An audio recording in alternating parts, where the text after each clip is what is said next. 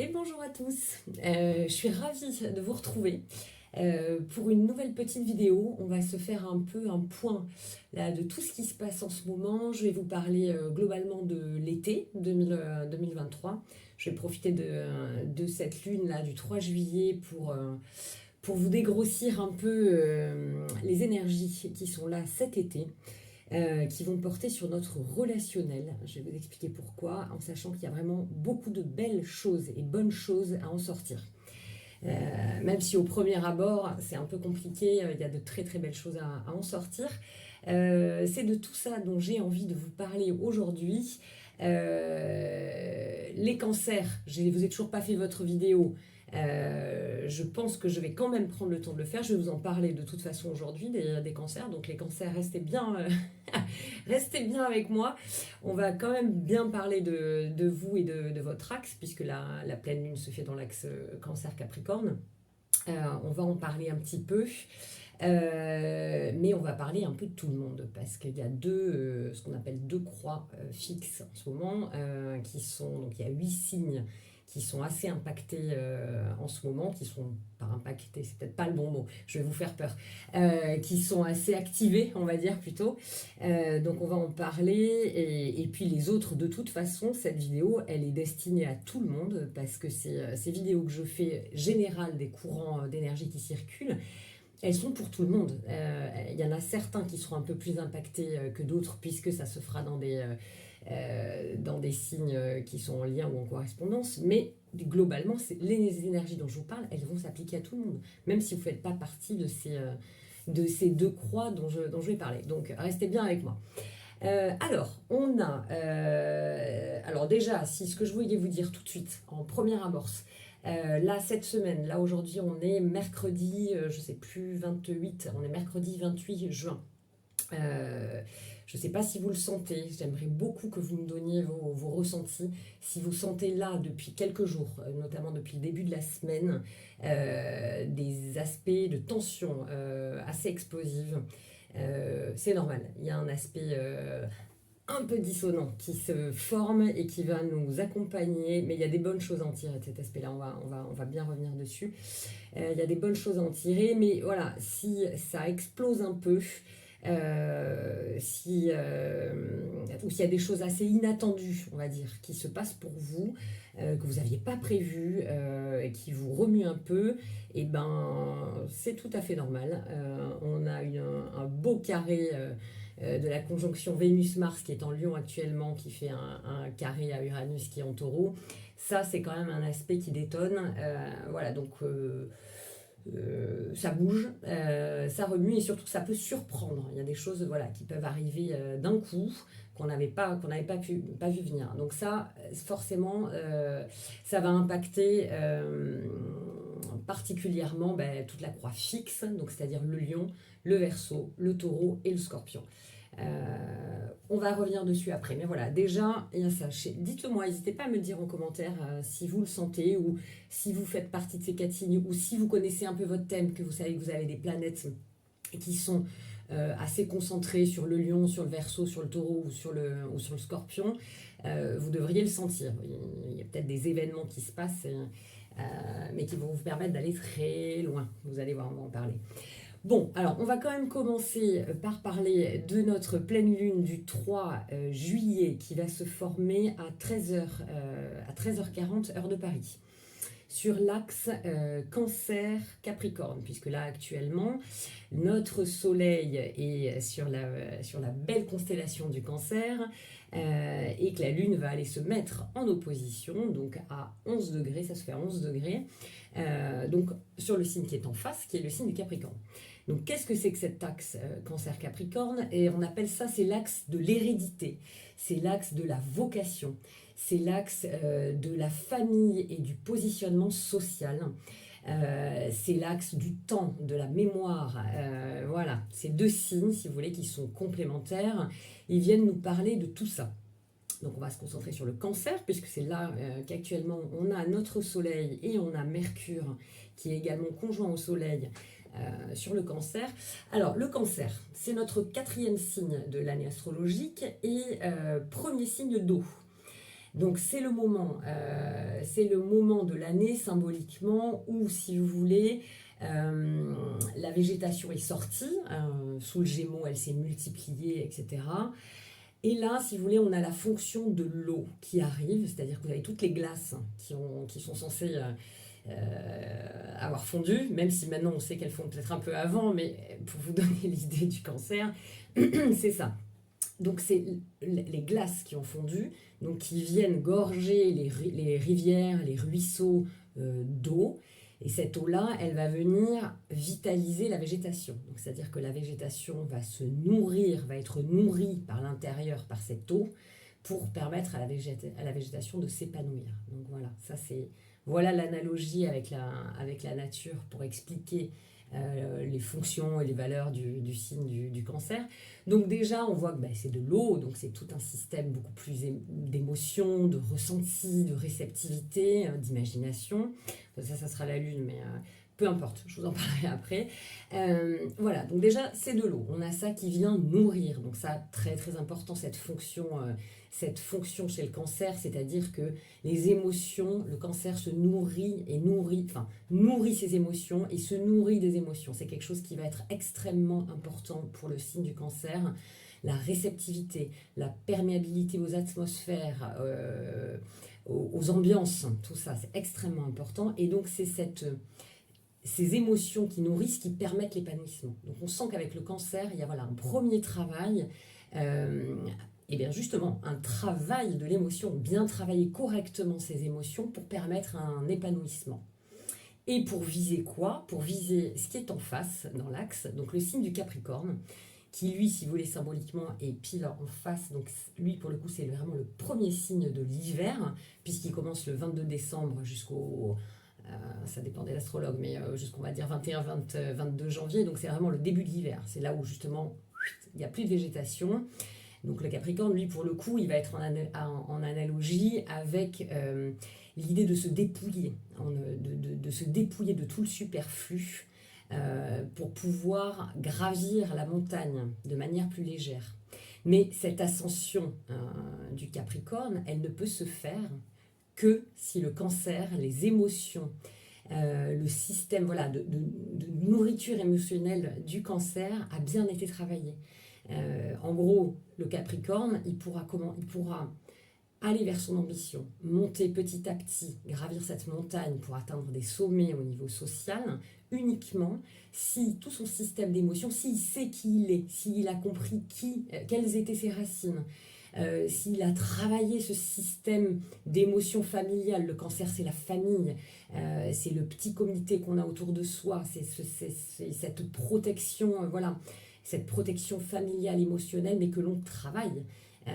Donc c'est une fois que tout ce système d'émotions, qu'on a compris d'où on venait, quelles étaient l'importance de nos racines, c'est là où on peut se dépouiller, s'alléger pour monter, ascensionner. Donc voilà, cet axe-là, il nous parle de tout ça.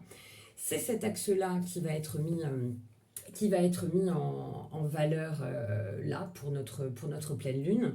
Donc peut-être que là, dans les jours qui viennent, pour ce début du mois de juillet, pardon, je vais y arriver, pour ce début du mois de juillet, peut-être que vous pouvez avoir des questions qui viennent sur ce genre de choses. Donc par exemple, sa place dans la famille, comment est-ce que j'équilibre ma vie familiale et mes ambitions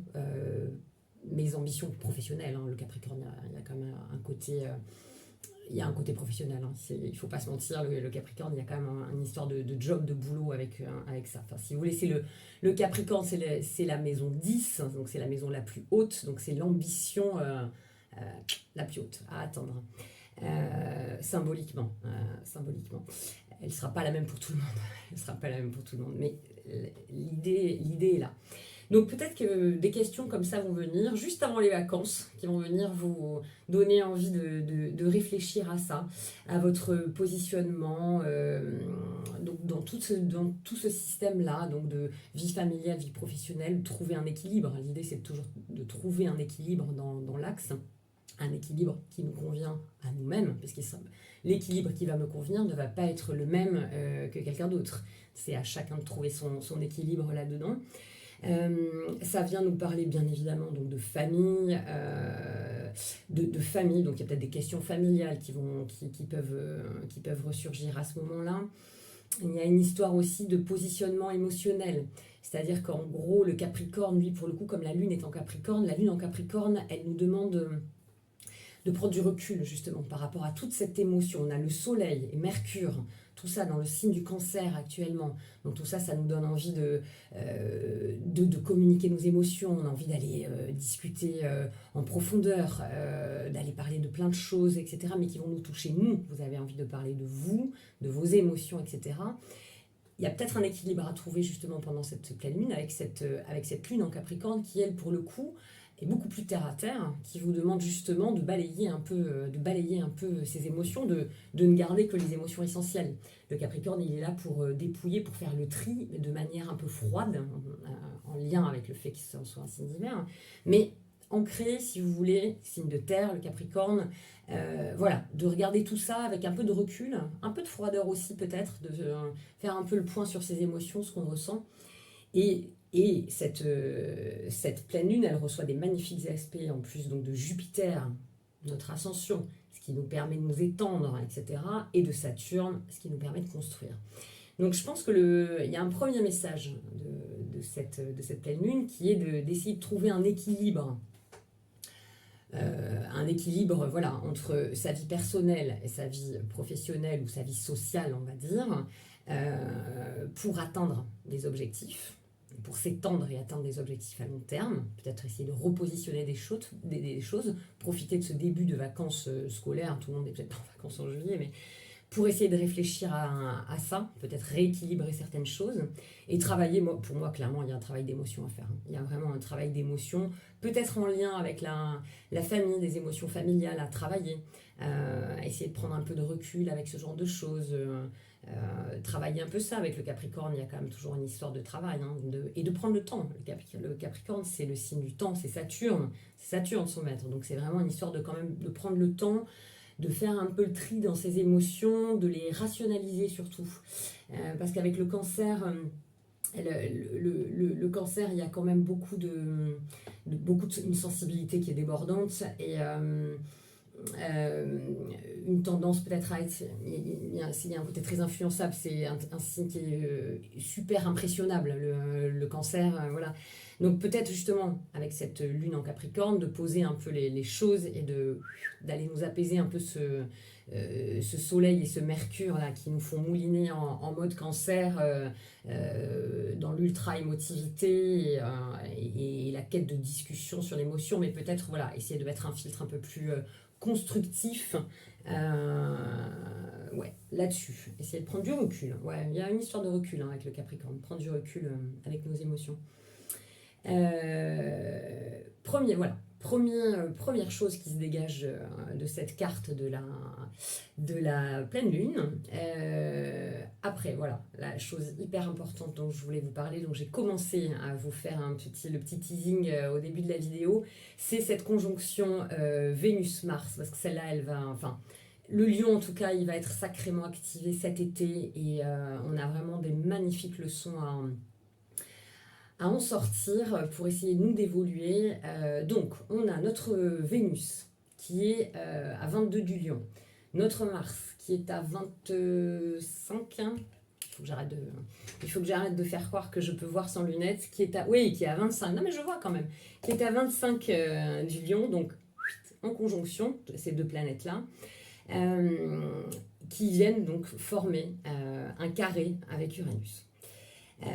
Alors, la Lune, Vénus, pardon, Vénus et Mars en Lion, qu'est-ce que ça nous dit? Ça nous dit attention. Ça vient nous parler là vraiment de relations, de relations affectives, voire même de relations amoureuses. Moi je le vois, ce sont les relations au sens large, mais il y a quand même un côté relation amoureuse. Donc moi, à mon sens, cet été, il y a un vrai travail, un vrai focus à faire sur nos relations amoureuses.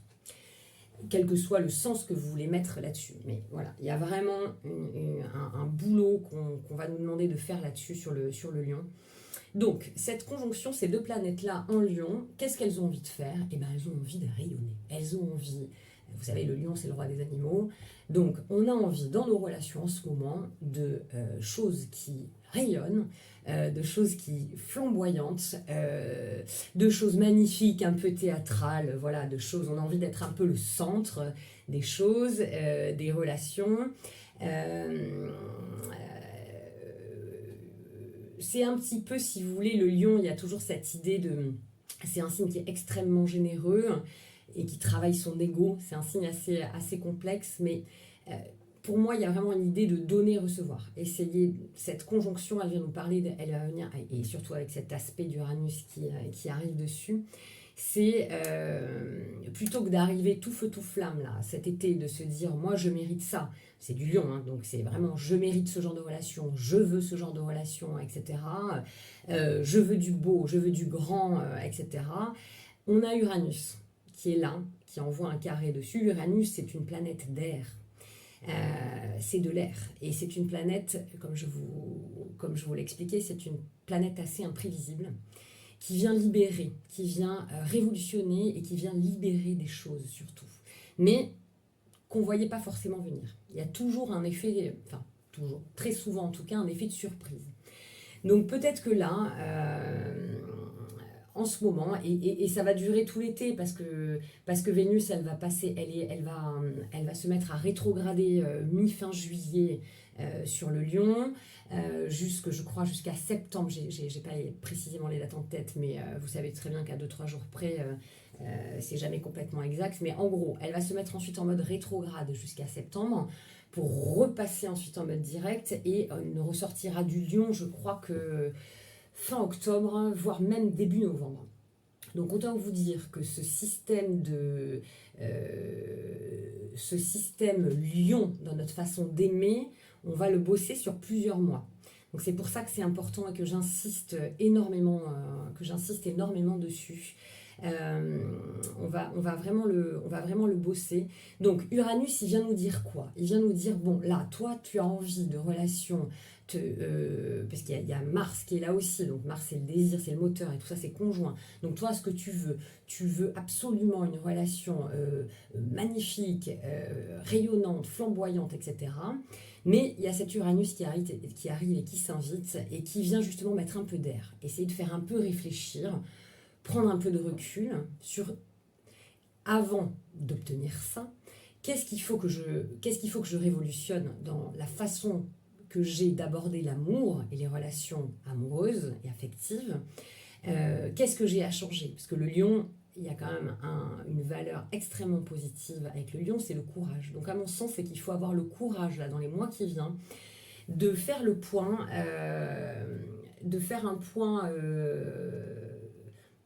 vraiment important, de fond, sur ses limites dans les relations amoureuses, son positionnement. Avec le lion, il y a quand même une histoire de se positionner. Qu'est-ce que je donne, qu'est-ce que je peux donner, jusqu'à quel point je donne, jusqu'à quel point je reçois. Il faut trouver son équilibre là-dedans, hyper important, pour pouvoir que cette relation rayonne. Donc Uranus, il vient apporter ce grain-là, si vous voulez, ça va pas être aussi simple que ça, sachant que Vénus va se mettre à rétrograder à partir du, je sais plus si c'est le 22, 23 ou 24 juillet, elle va commencer à rétrograder. Donc vous savez que quand une planète se met en mode rétrograde, c'est qu'on nous demande de prendre du recul et d'intérioriser les valeurs et les notions qui sont véhiculées par cette planète. Alors Vénus, elle vient nous parler de nos relations affectives, amoureuses. Donc il va y avoir comme ça, sur le mois d'août, très globalement, hein, de tout le mois d'août, un recul, une intériorisation à prendre là-dessus, sur cette histoire de comment est-ce que je me positionne avant d'avoir et de pouvoir rayonner ce que je veux dans mes relations amoureuses. Il faut que je pose mes limites, il faut que je sache ce que je veux. Hyper important. En vous disant ça, je réalise aussi, je vais vous le compléter juste après. Voilà, donc il y a vraiment un travail de se positionner par rapport à l'autre. D'autant plus, et c'est ça que je voulais vous rajouter, qu'on a notre axe des nœuds lunaires. Vous savez, l'axe des nœuds lunaires, c'est un axe qui est fictif, hein, c'est des points fictifs qui se déplacent en sens inverse, pour le coup, du zodiaque, et qui viennent nous parler, eux, qui restent à peu près 1 an et demi sur chacun des axes, donc sur chacun des signes qui sont en opposition, pour nous faire travailler et tendre vers les valeurs de ce signe. Là, ça faisait 1 an et demi que c'était sur le taureau-scorpion, je vous en avais déjà parlé dans des précédentes vidéos, donc on bossait tout ce qui était possession et des possessions. Là, il va passer courant juillet, je ne sais même pas si c'est pas même le 23 juillet, donc là, elle va être importante aussi cette semaine-là du 23 juillet, de la fin juillet. Cet axe des deux lunaires va passer sur l'axe bélier-balance, qui est, je vous le donne dans le mille, un axe relationnel lui aussi. C'est pour ça que je commençais la vidéo en vous disant ça va être un été où on va bosser nos relations. Donc cet axe des nœuds lunaires, il va rentrer sur cet axe bélier-balance, qui est l'axe... un axe cardinal, c'est pour ça que je vais vous dire il y a 2 autres signes qui vont, donc le Cancer et le Capricorne aussi, qui vont être activés par tout ça, qui va commencer à nous faire réfléchir sur les valeurs de cet axe. Et les valeurs de l'axe Bélier-Balance, c'est le relationnel. C'est moi, très symboliquement, c'est moi le Bélier, et la Balance, ce sont les autres. C'est trouver un équilibre entre l'affirmation personnelle, petit écho aussi avec le Lion, entre l'affirmation personnelle et l'équilibre. C'est s'affirmer en tenant compte des autres, si vous voulez. C'est trouver une harmonie, trouver un équilibre entre courir vers ce qu'on veut, affirmer sa personnalité, faire des choix, c'est voilà, une des grandes facultés du Bélier, de savoir choisir et d'y aller, et trouver cet équilibre, mais sans pour autant, la Balance est là pour le lui rappeler, Balance, signe extrêmement sociable, qui prend toujours en considération la vie des autres, c'est le signe de la justice, de l'équilibre, la Balance, de l'esthétisme aussi, mais c'est un signe très collectif qui englobe vraiment tout ça, donc qui est en opposition, si vous voulez, avec le Bélier. Donc c'est ça, l'axe des nœuds lunaires pendant 1 an et demi, en gros donc de l'été 2023 jusqu'à 2025. Il y aura forcément des événements pour vous, ça c'est une évidence, sur ce secteur-là, sur l'affirmation personnelle en tenant compte des autres. Voilà. Vous me direz dans les prochains mois si ça fait écho, s'il se passe des choses pour vous en ce sens-là. Et donc ça, on va commencer à le bosser là dès la fin juillet, quoi. Donc vous voyez, ça fait quand même entre ce Bélier-Balance, nos nœuds lunaires, notre Vénus qui va nous faire bosser le Lion, les relations la plus amoureuses, hein, en nous demandant d'aller révolutionner certaines choses, d'y apporter un peu d'air, un peu moins d'intensité. Uranus, quand même, il va nous demander il va nous demander, voilà, parce que le Lion, c'est assez intense, hein, c'est un signe qui concentre, voilà.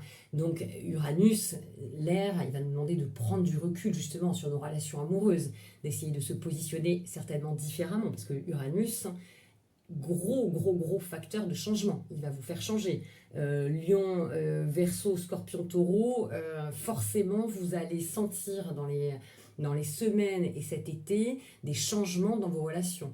Vous allez vous positionner différemment et c'est ça, hyper important, qu'il faut travailler. Parce que ça vient de vous, c'est à vous de le faire changer. Et le Lion, il vient nous parler de soi, il vient nous parler de soi-même, de son ego. Donc c'est qu'est-ce que je peux travailler en moi pour me positionner de manière nouvelle et meilleure pour moi, pour que ça marche mieux dans mes relations, notamment amoureuses.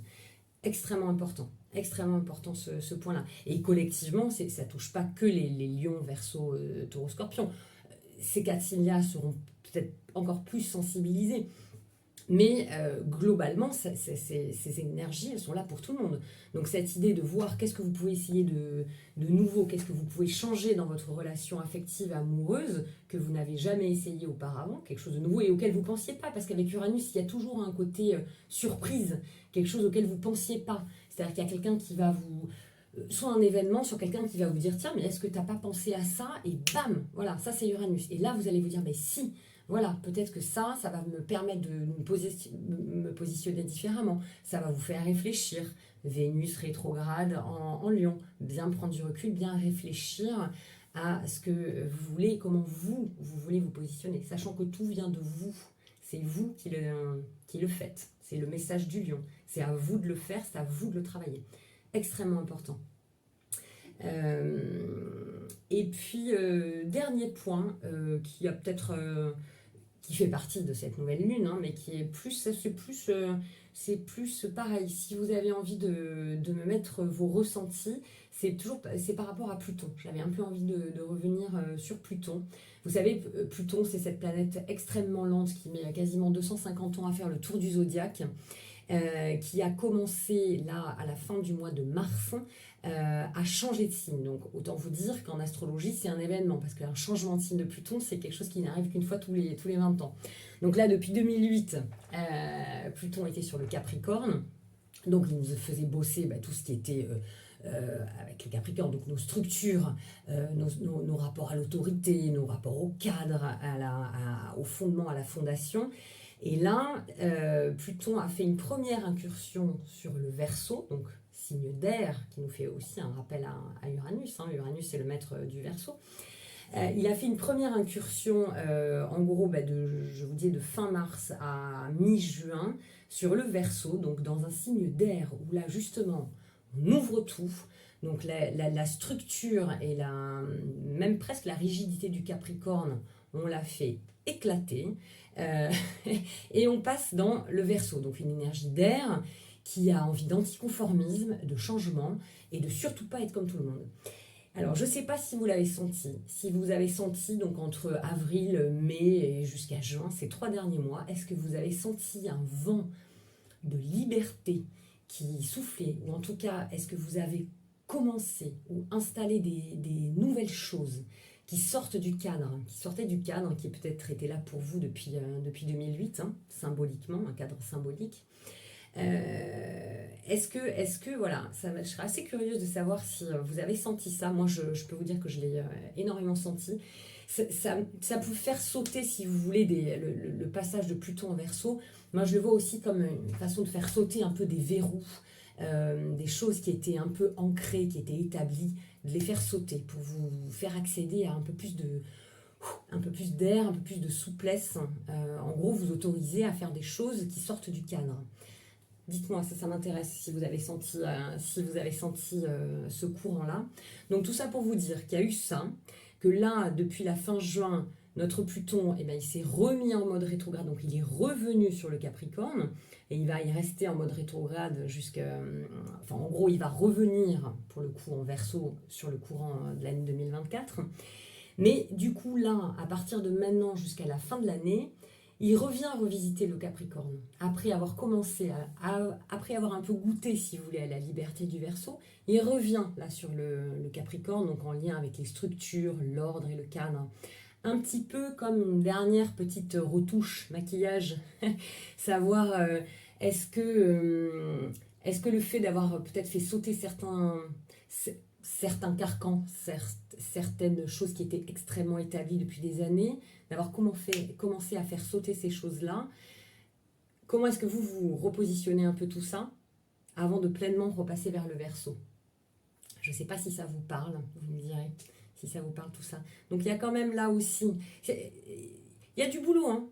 Moi je vous le dis, en ce moment il y a du boulot, hein. Il y a un beau boulot de fond à faire, mais pour des belles énergies d'air qui arriveront après, entre ce Pluton en Verseau, Jupiter qui passera en Gémeaux, il va vraiment y avoir beaucoup plus d'air et de légèreté dans les prochaines années. Donc c'est sympa de bosser correctement là, ces énergies taureau, capricorne, lion actuellement, des énergies qui sont peut-être un peu plus denses, concentrées, peut-être un peu plus lourdes aussi, mais de bien les travailler avec des pistes, là, quelques pistes que j'ai pu vous donner pour être pleinement prêt à une libération un peu plus légère, hein, quand on aura comme ça des planètes importantes qui passeront dans de l'air. Ça me paraît assez important.